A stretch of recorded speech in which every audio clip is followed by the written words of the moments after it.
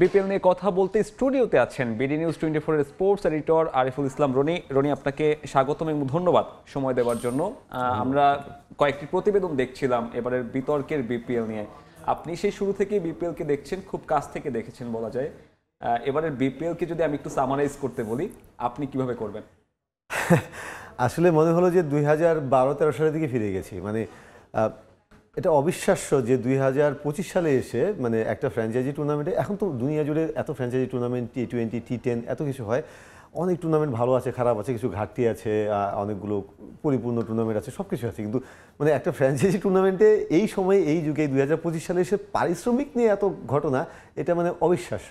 But মানে আমরা যারা দেখছি তাদের কাছে ঠিক মানে ব্যাপারটা মানে এতই লাগছে না, অবাস্তব লাগছে না। কারণ হলো যে টুর্নামেন্ট শুরু আগে যা হচ্ছিল এবং যে দলগুলোকে নিয়ে প্রশ্ন উঠেছে এবং যারা বিতর্কে আছে তাদের মালিকানা নিয়ে এত কিছু আমরা শুনছিলাম, তো একটা ধারণা ছিল যে আবার এরকম হতে পারে। কিন্তু এত নগ্নভাবে হবে আসলে এতটাও ভাবি নাই। সো মনে হচ্ছে সেই 2012-13 সালে বিপিএল ফিরে গেছে এবং বিপিএল যে এই যে 10-11 বছর ধরে যে ভাবমূর্তি আস্তে আস্তে গড়ে তোলার চেষ্টা করছিল, সেটা একদম আমি বলবো যে দেখুন, ভাবমূর্তি গড়তে সময় লাগে, ভাঙতে কিন্তু একদমই সময় লাগে না। সো আমি মনে করি যে এবার একদম সেটা একদম চুরমার হয়ে গেছে। আমরা নানা ক্রাইসিসের ভেতরে দেখেছি বিপিএল আয়োজন হচ্ছে, নানা ক্রাইসিস দেখেছি আমরা, নানান ইস্যুতে অনেক বিতর্ক হয়েছে। তবে এই ধরনের পরিস্থিতি আসলে ফারুক আহমেদের বোর্ডকে এই বিপিএল ইস্যুর মাধ্যমে বেশ চাপে ফেলছে কিনা? ডেফিনেটলি। এবং বিপিএলটা কিন্তু তারা, আমি জানি না যে বিপিএলটা করা কতটা জরুরি ছিল। একটা ব্যাপার হলো যে মানে একদিক থেকে জরুরি হতে পারে, সেটা হচ্ছে প্লেয়ারদের পেমেন্ট। মানে প্লেয়ারদের একটা, স্পেশালি লোকাল প্লেয়ার যারা আছেন তাদের একটা আয়ের বড় উৎস এটা। ঢাকা লিগ তো আছেই, তারপরে বিপিএল খেলে তারা যথেষ্ট টাকা পয়সা পায় এবং তারা প্লেয়ারদের তো টাকাটা দরকার এবং সেটা কোনো ডাউট নেই। সো ওইটাই একমাত্র ইস্যু হতে পারে যে এতটা দরকার এবং তারা সেই টাকাই পাচ্ছে না আলটিমেটলি, হ্যাঁ, যেটার জন্য বিপিএল করা দরকার। তাছাড়া আমার এই দেশের এই পরিস্থিতিতে, দেশের ক্রিকেটের এই অবস্থায় তারা এখন যেটা বলছেন, আজকেও ফাহিম ভাই বললেন কিংবা ফারুক ভাই আগে বলছেন যে আপনারা জানেন দেশের কী অবস্থা, কী পরিস্থিতি আমরা বিপিএল করছি। এই পরিস্থিতি বিপিএল করতে হবে কেন?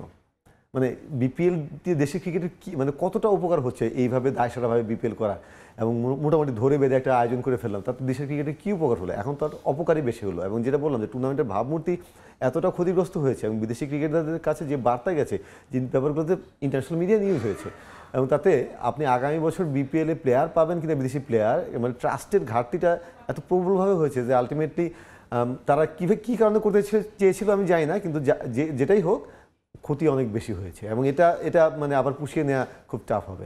আপনি নাজমুল আবেদিন ফাহিমের কথা বলছিলেন, আজকে তিনি সংবাদ সম্মেলন করেছে। সেখানে হয়তো আমরা অনেকেই মানে সংবাদকর্মীরা এক্সপেক্ট করছিলেন যে রাজশাহীর বিরুদ্ধে কোনো ধরনের একটা কঠোর পদক্ষেপ নেওয়া হবে।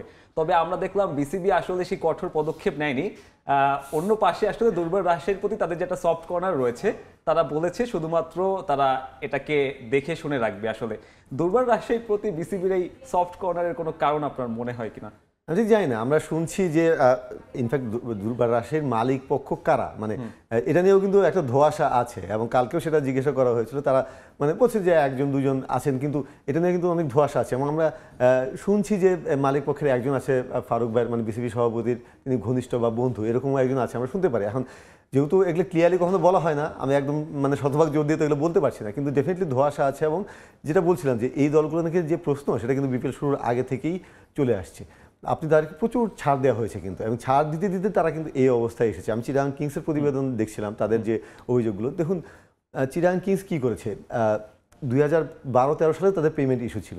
হ্যাঁ, 2012 সালে যে প্লেয়াররা টাকা পেতো এখনও পায়নি, 2013 সালে যে প্লেয়াররা টাকা পেতো এখনও পায় নাই। সো মানে বিসিবিও টাকা পেতো তাদের, সেটাই বলছিল যে বিসিবি তাদের কাছে 9.5 কোটি টাকা পেতো ফ্র্যাঞ্চাইজি ফি এবং অন্যান্য সহ। সেই টাকা ছাড় দেওয়া হয়েছে, ছাড় দিয়ে তাদেরকে 3 কোটি টাকা দেওয়া হয়েছে। সেই টাকাও তারা দেয়নি, সেটা কিস্তিতে দেবে। আমি জানি না যে ফাইনালি তারা সেটা পুরোটা করেছে কিনা। তাদেরকে কেন ধরে বেঁধে আনতে হবে? চিটাগাংয়ের যে আগে ফ্র্যাঞ্চাইজি ছিল চট্টগ্রাম চ্যালেঞ্জার্স, তারা কিন্তু অভিযোগ কিছু টুকটাক থাকতে পারে, কিন্তু পেমেন্ট নিয়ে তাদের কোনো ইস্যু ছিল না, টাকা পয়সা নিয়ে ইস্যু ছিল না, এবং তারা এবারও ফ্র্যাঞ্চাইজি নিতে বেশ গেছিল, আগ্রহী ছিল।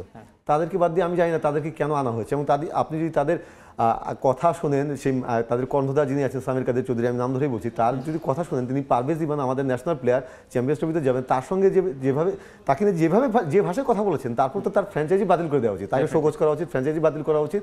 কিন্তু তিনি এই উদ্ধত কেন দেখাতে পেরেছেন যে তাদেরকে তো তিনি জানেন যে তাকে ছাড় দেওয়া হয়েছে এবং কিছু করা হবে না, আলটিমেটলি কিছু করা হয়ও নেই।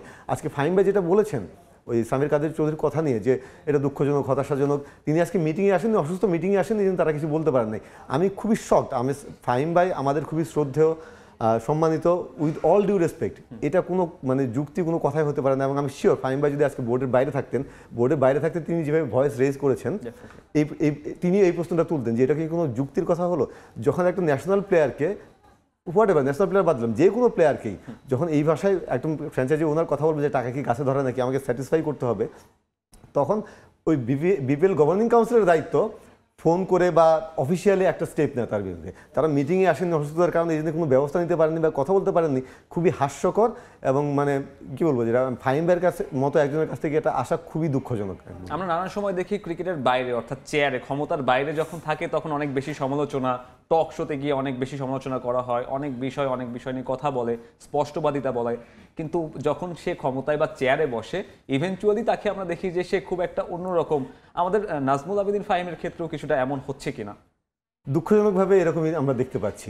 যদিও আমি বলবো যে হ্যাঁ 6 মাস 5 মাস সময় হয়তো মূল্যায়ন করার জন্য অনেক বেশি কিছু না, কিন্তু যে চেঞ্জগুলো আমরা দেখতে চাচ্ছিলাম মানে চেঞ্জগুলো 5 মাসে একদম খোল নলচে পাল্টে দেবে না, কিন্তু 5 মাসে চেঞ্জের শুরুটা হতে হবে, সেই শুরুটা দুঃখজনকভাবে আমরা দেখতে পাচ্ছি না। এবং যেটা বললাম যে ফাহিম ভাই যেটা বলেছেন যে ফাহিম ভাই বিপিএল গভর্নিং কাউন্সিলের সদস্য সচিব, এই সময় তিনি দেশের বাইরেও ছিলেন। বিপিএলে যখন এত ফিয়াস্কো চলছে, বিপিএল নিয়ে এত ঝামেলা চলছে, এর মধ্যে তিনি আন্ডার-19 ওয়ার্ল্ড কাপে গিয়েছিলেন আর কি দেশের বাইরে।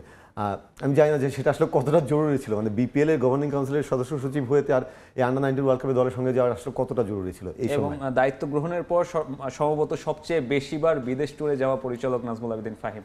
হ্যাঁ মানে ডেফিনেটলি এটাও প্রশ্ন তুলে যায়, যদিও এইভাবে বলাটা আসলে খুব মানে ব্যাপারটা একটু দৃষ্টিকটু কিংবা শুনতে কেমন শোনায়, কিন্তু এটা প্রশ্ন ওঠে যখন ক্রমাগত ব্যাপারগুলো একটা পর একটা ঘটবে, তখন কিন্তু প্রশ্নগুলো উঠবে। এবং যেটা আপনি প্রশ্ন করলেন সেটা সবার মধ্যে সেই আলোচনা আছে।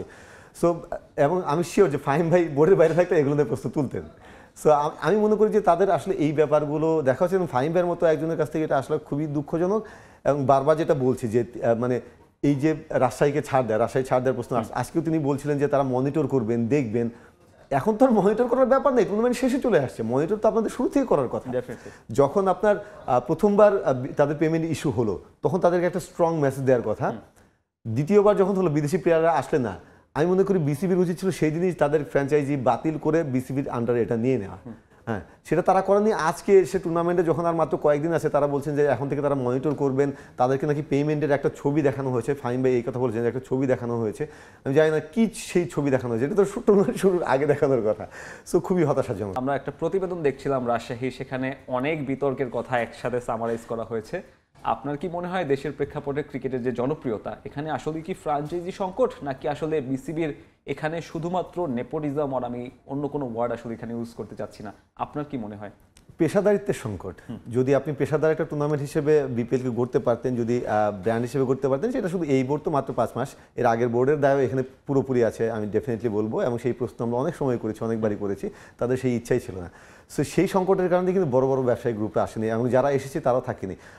আপনি মনে আছে নিশ্চয়ই চট্টগ্রামের একটা ফ্র্যাঞ্চাইজি ছিল যারা ডিবিএল গ্রুপ যারা ছিল, তারা কিন্তু দেশের প্রতিষ্ঠিত ব্যবসায়িক গ্রুপ এবং খুব স্বচ্ছ, তাদের একটা মোটামুটি ভাবমূর্তি আছে।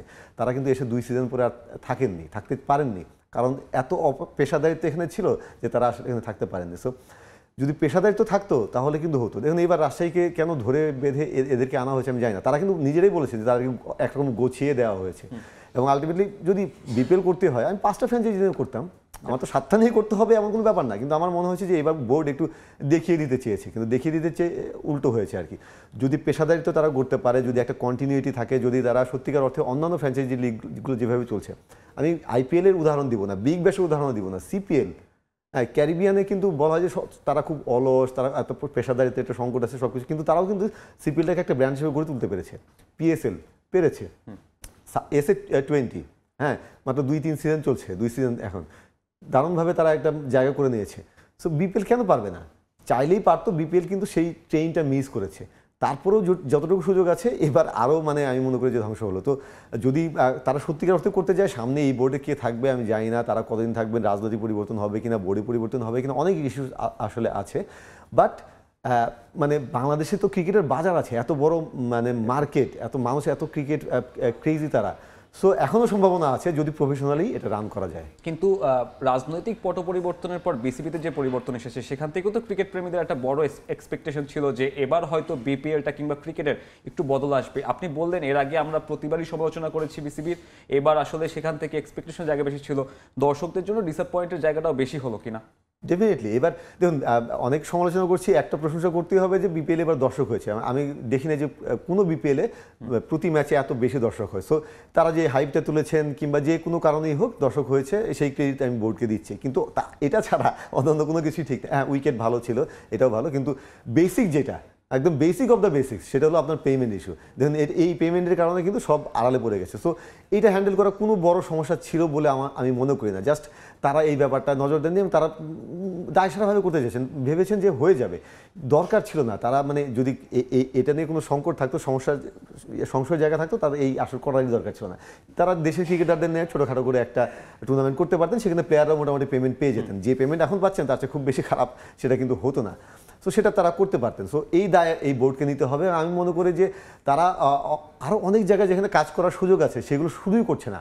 একটা ভালো কাজ তারা শুরু করছিলেন, সেখানে আবার ফাহিম ভাইকে ক্রেডিট দিতে হবে। সেখানে ফাহিম ভাই একটু কৃতিত্ব ছিল যে ওই আপনার যে গঠনতন্ত্র সংশোধন হচ্ছিল সেখানে ক্লাবের দাপটটা কমানোর একটা খসড়া প্রস্তাবনা ছিল, সেটা কিন্তু সেই গঠনতন্ত্র যে সংশোধন কমিটি সেটা অলরেডি স্থগিত করে দেওয়া হয়েছে। সো চেঞ্জের জায়গাটা আসলে কিংবা আসার জায়গাটা আমি দেখছি না যে কি হবে, সামনেও কি হবে আসলে এই মুহূর্তে এসে আর খুব বেশি আশা করতে পারছি না। জনাব আরফুল ইসলাম রনি, আপনাকে অসংখ্য ধন্যবাদ আমাদের সঙ্গে যুক্ত হওয়ার জন্য। দর্শক, আমরা এতক্ষণ বিপিএল বিতর্কের অনেক কিছুই শুনছিলাম।